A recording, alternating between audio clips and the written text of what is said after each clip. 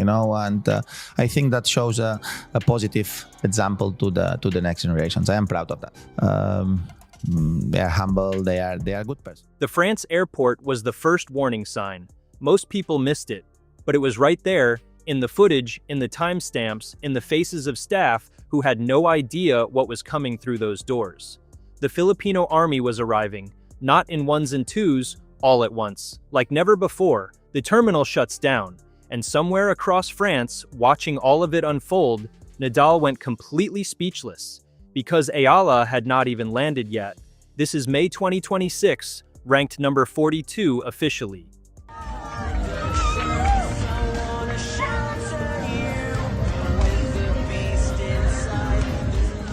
Career high number 29, the highest any Filipino has ever reached in WTA history. She pushed world number 2 Rybakina in Rome 8 days ago. She is in Strasbourg this very week, 7 days from Roland Garos. Still grinding, still hunting clay minutes, and her army is already in Paris. Melbourne saw a traffic jam around her court before dawn. Abu Dhabi saw workers abandon entire shifts. Rome saw Philippine diplomats leave their desks for courtside seats. Coco Gauff publicly admitted she mentally prepares for Eala's crowd before a single ball is struck. Now Roland Garros is the stage. France has never hosted anything like this. This channel called it first. Subscribe before the draw drops. Because what really happened at that France airport when Eala's Filipino army arrived like never before is the story every broadcast is too afraid to tell. Let's start with what the cameras actually caught. May 2026, Charles de Gaulle Airport, Paris. The arrivals terminal at Terminal 2 was not built for this. No terminal is. Because what walked through those automatic doors was not a delegation, not a tour group, not a corporate convoy. It was a wave of Filipino supporters carrying flags, banners, and matching shirts with one name printed across the back. Security personnel who had managed crowds for decades later described the scene as something they had no training for. The queues backed up through the arrivals hall and spilled onto the pavement outside. Staff were redirected from other terminals. The flow of regular passengers ground to something close to a halt. France had hosted the World Cup. France had hosted the Olympics. France had never hosted a Filipino army mobilized around a single 20-year-old tennis player who had not yet won a Grand Slam singles title. That detail matters. She had not won one yet. This was not a victory parade. This was anticipation. Raw, traveling, passport stamping anticipation from a diaspora that has been waiting for this moment for longer than most tennis fans realize. To understand why this happened, you need to go back further than the airport. You need to go back to a country where the courts were cracked, the nets were broken, and the fences were unfinished. Eala said it herself in Paris last year, standing in front of journalists at Roland Garros for the first time, that the contrast between where she learned the game and where she was standing was something most people in that room would never fully appreciate. She grew up on those broken courts. She built her game on surfaces that professionals in Europe would refuse to train on. And at 13 years old, her family made a decision that changed Philippine tennis history. They sent her to Mallorca, Spain to train at the Rafael Nadal Academy. That academy is not a development program in the traditional sense. It is not a scholarship scheme or a wildcard pathway. It is a philosophy. Nadal built it around the idea that suffering is not something a champion tolerates. It is something a champion actively chooses. Every drill, every session, every early morning run on the red clay of Mallorca carries that ethos, and Eala absorbed it. She graduated from the academy in 2023, by which point she had already claimed the 2022 US Open Girls Singles title, becoming the first Filipino Grand Slam junior champion in history. She left Mallorca with a trophy, a ranking trajectory, and a work ethic that the WTA Tour was about to find out about the hard way. The breakout came in March 2025, Miami Open. She entered as a wild card, ranked 140th in the world. The tournament did not expect her to last past the first round. She beat Jelena Ostapenko in the second round. Then Madison Keys, the reigning Australian Open champion, in the round of 16. Then Iga Swiatek, ranked world number 1, 6-time Grand Slam champion, in the quarterfinals. 3 top 10 players, 1 tournament, one wildcard from Manila who stood at the baseline and refused to be intimidated by any of it. When Swiatek's final backhand floated past the baseline and the match ended, Eala did not scream. She did not fall to the ground. She just stared, wide-eyed, absorbing the moment in a way that told you she had been preparing for it her entire life. She eventually lost to Jessica Pegula in the semifinals, but by that point the story had already written itself. The Philippines had a tennis player, a real one, and the Filipino army began to mobilize. What happened next unfolded across a calendar year with a speed that surprised even Eala herself. By June 2025, she had reached her first WTA Tour final at Eastbourne. By August, she had won her first WTA 125 title in Guadalajara, Mexico. By the end of August, she had become the first Filipino in the Open era to win a Grand Slam singles main draw match, defeating Clara Tauson, ranked 14th in the world, at the US Open in New York. In the stands that day, the Filipino crowd was loud enough that Tauson's own team later acknowledged they had prepared specifically for the atmosphere. Eala lost in the second round to the eventual finalist, but the win stood, the milestone stood, and the diaspora, scattered across every time zone, watched it happen in real time and understood what it meant. November 19, 2025. That date needs its own paragraph.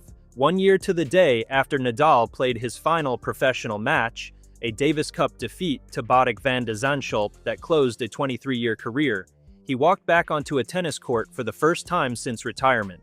He was 39 years old. He had 22 Grand Slam titles. He had 14 Roland Garos trophies. He could have hit with anyone on earth. He chose Eala. At his own academy in Mallorca, the two left-handers spent 45 minutes on court together, exchanging baseline rallies, running through drills, and doing what the academy was built to do, work. Afterwards, Nadal posted a video of the session publicly and wrote that it felt great to be back on a court, that it was wonderful to practice with her, and that next time he would be stronger. The 22-time Grand Slam champion, telling a 20-year-old from Quezon City that he would need to raise his level to match her. The tennis world saw the post, it saw the footage, and for a moment, a genuine, unscripted, unrehearsed moment, it went completely speechless. But here is the thing about that session that the headlines largely skipped over. In an interview conducted months later with Andy Roddick, Eala was asked what it is like being around Nadal, her mentor, the person whose academy shaped her game, the man whose philosophy she carries into every match. Her answer was immediate. She said that she always goes speechless around him, that it never gets easier, that knowing everything he has achieved and standing next to him in person makes her lose her words every single time. The irony is almost too cinematic to be real. The player that Nadal is speechless watching, the mentor that Eala is speechless standing next to. Two left-handers, one clay court in Mallorca, a moment that tennis will not forget quickly. 2026 arrived and the Filipino army scaled up in ways nobody had predicted. The season opener in Auckland saw Eala reach the semifinals, which pushed her into the WTA Top 50 for the first time, an unprecedented achievement for any player from the Philippines. Then, the Australian Open, Melbourne Park, January 2026. Eala was drawn against Alicia Parks in the first round on Court 6, one of the smaller outer courts at Melbourne Park. The Filipino community in Melbourne arrived before the gates opened. By the time the match was scheduled to start, the lines outside Court 6 were so long that they caused a traffic jam on the roads surrounding the complex. The BBC covered it, the footage circulated. Amanda Anisimova, watching the atmosphere from the stands, told reporters she had stayed specifically because the energy was unlike anything she had experienced at a tennis venue. Eala lost the match. The crowd did not care. The ovation after the final point lasted longer than most victory celebrations. From Melbourne, the circuit moved through the Middle East. Abu Dhabi, Doha, Dubai. At every stop, the pattern held. Fans arrived early. Queues formed before the gates opened. Inside the venues, the noise levels during Eala's matches were described by multiple players as closer to a football stadium than a tennis court.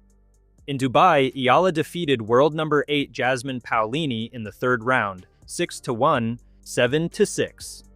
The crowd response inside the stadium that night was something the Dubai Tennis Championships had not heard before in its 30-year history. Coco Gauff, who faced Eala in the quarterfinals, was asked before the match how she was approaching the atmosphere.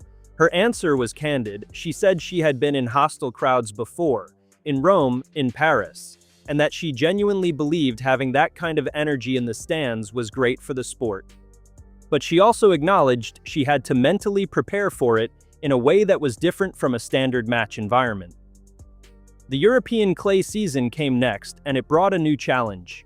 Eala's game is built for hard courts. The lefty serve, the heavy topspin ground strokes, the aggressive baseline positioning, all of it is calibrated for pace and bounce. Clay slows everything down. It rewards patience, construction, and the willingness to extend rallies past the point of comfort.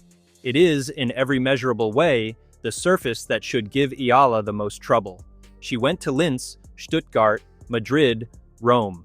She lost to Ostapenko in Linz, dropped an early round in Stuttgart, fell to Mertens in Madrid. Then in Rome she found something. She beat Magdalena Frech in the first round. She beat Wang Xinyu, who had beaten her at the Auckland semifinals, in the second round, 6-4, 6-3. She reached the third round of the Italian Open for the first time in her career before falling to world number 2 Elena Rybakina in a match that was tighter than the scoreline suggested. After the loss, she told the Tennis Channel that she was finding her footing on clay, that she was a much better player physically and mentally than she was 12 months ago, that the work she and her team had done over the winter was starting to show.